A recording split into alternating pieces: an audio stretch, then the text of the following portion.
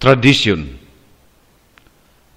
Naay mosupak sa Katoliko tungod kay ang Katolikong simbahan nagtuo man sa tradisyon.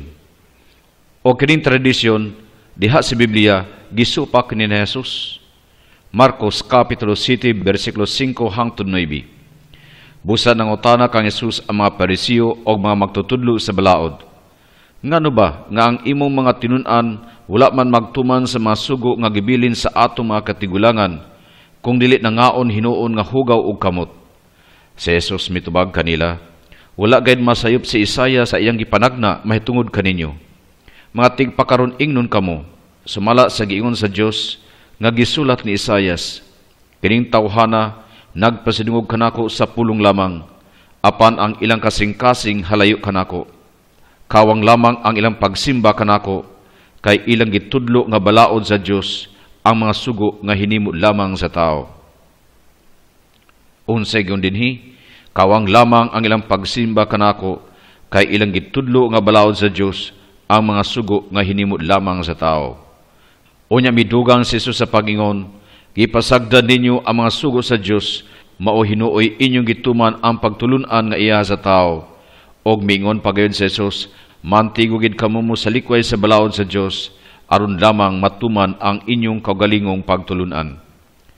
Unsay giingon dinhi, kawang lamang ang ilang pagsimba kanako, kay ang ilang gitudlo nga balaod sa Dios ang mga sugo nga hinimo lamang sa tao. Busa kini mga Katoliko, nakupot og tradisyon, mga kasuguan nga hinimo lamang sa tao. Inay lang sundon ang kasuguan sa Dios, ang ilang gituman mao ang pagtulunan nga iya sa tao, og mao kana ang tradisyon. Og mingon si Jesus, maantigugid kamo mo silikway sa balaod sa Dios, aron lamang matuman ang inyong kaugalingong pagtulunan. Busa nasayop ang mga Katoliko sa pagtuman sa pagsunod sa tradisyon. Marcos Kapitulo 7 versikulo 13, nining pagiha, wala ninyo itudlo ang pulong sa Dios diha sa mga pagtulunan nga inyong gipasunod sa uban, og daghan pa mga butang hasama niini nga inyong gibuhat. Unsay giingon dinhi, nining pagiha, wala ninyo itudlo ang pulong sa Dios diha sa mga pagtulunan nga inyong gipasunod sa uban. Nganong nasulti kana ni Jesus, kay ang gisunod sa mga tao mao man ang ilang tradisyon.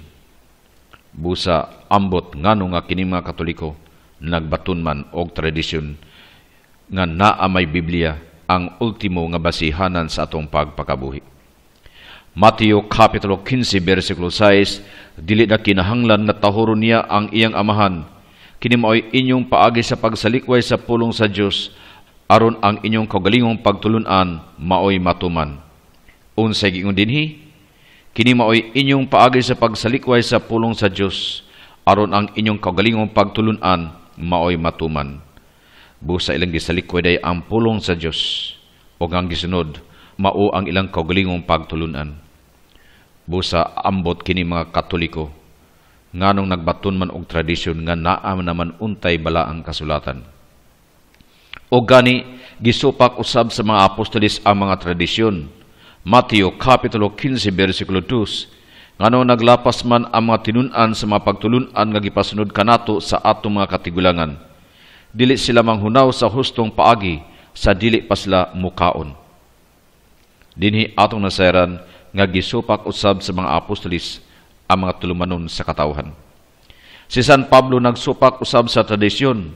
Kulusa Kapitulo 2 versikulo 8, busa matnguni nga dili kamo matunto sa lipat-lipat sa tawhanong kaalam nga gikan sa pagtulunan nga gikabilin-bilin sa mga tao o gikan sa mga espiritu nga naghari sa universo o dili gikan ni Kristo.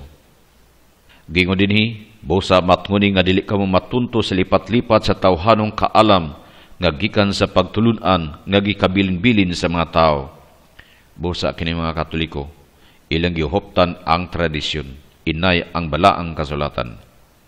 Mga kaigsunan, unsa may atong ikasulti niini. Una sa tanan, atong klaruhon ang tradisyon nga gihuptan sa simbahan. Dili katong tradisyon nga tulumanon mismo sa mga Hudiyo. Para sa simbahan, Ang tradisyon nga gidawat mao ang pagtulun-an ni Kristo og sa mga apostolis nga wala masulat apan nagpabilin kini diha sa katawhan. Sa mapananglitan sa mga ebanghelyo sa atong Biblia nga Marcos, Lucas ug Mateo, kinasulat sa mga tuig 65, tuig 75 ug tuig 80. Sa wala pa kini mga tuiga, walay mga ebanghelyo. Human sa kamatayon ni Kristo, mikabat pa sa pipila ka mga katuigan, diha pa nasulat ang mga ebanghelyo. Gikan sa panahon sa pagkamatay ni Kristo, hangtod sa pagkasulat sa mga ebanghelyo, ang mga pagtulun-an ni Kristo anaa sa oral tradisyon.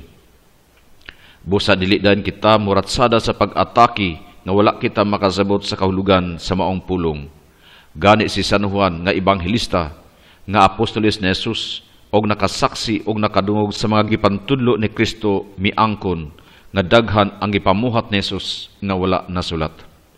Juan Kapitulo 21, versikulo 25, daghan pa kaayong mga butang nga gibuhat ni Jesus, og kung gisulat pa ang tanan, nagtu ako nga ang tibok kalibutan dili gid paigo nga kasudlan sa mga sinulat.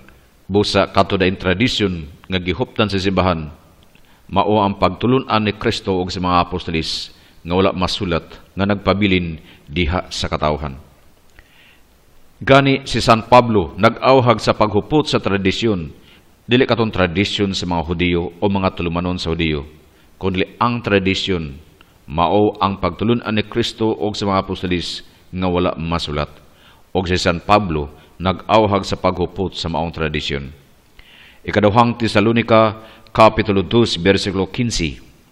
Sa maayong balita Biblia, busa mga igsoon, ampingi ang mga kamaturan nga among gitudlo pinaagi sa wali og sa sulat. Unsa igon dinhi, busa mga igsoon, ampingi ang mga kamaturan nga among gitudlo kaninyo pinaagi sa wali og sa sulat. Nga ilang giwali og sa sulat, dinhin nagpadayag lamang nga naay gipangtudlo sa mga apostolis nga wala nasulat. Mao kana ang oral tradition. Ikaduhang Tesalonica, Kapitulo 2, versikulo 15. Ang atong source nini, Gideon Bible, New Testament, Protestant Version, gingon, Brethren, stand fast and hold the tradition which ye have been taught, whether by word or by our epistle. Nasigutan ang tradisyon. And hold the tradition which you have been taught, whether by word or by mouth. So anade ay mga pagtulunan nga by word sa tapahula na sulat. Ug ang uban by our epistle, amot ipasabot na sulat. Busa na di ay mga pagtulunan nga wala nahisulat. Og si San Pedro miila sa kabandhianon sa tradisyon. 1 Pedro Kapitulo 1, versikulo 18, kay nasayran ninyo nga ang gibayad aron pagluwas kaninyo gikan sa datang pagkinabuhi nga inyong nasunod sa inyong mga katigulangan, dili butang nga kawad-an og bili sama sa salapi o bulawan. Dinhi sa itong gibasa, si San Pedro miila sa kabandhianon sa tradisyon. Bosa ang tradisyon nga gihuptan sa simbahan, dili kadto mga tulumanon sa mga Hudiyo, kundi ang pagtulunan sa mga apostolis og ni Jesus nga wala nahisulat diha sa belang kasulatan, kundi diha mismo sa oral tradition. Ang atong Biblia dili kana libro nga nahulog gikan sa langit nga humana. Ang Biblia taas kay kanang proseso o kana miagi sa oral tradition. Busa ang oral tradition pagtulunan kana ni Jesus og sa mga apostolis nga wala nahisulat apan gipasa-pasa diha mismo sa oral tradition.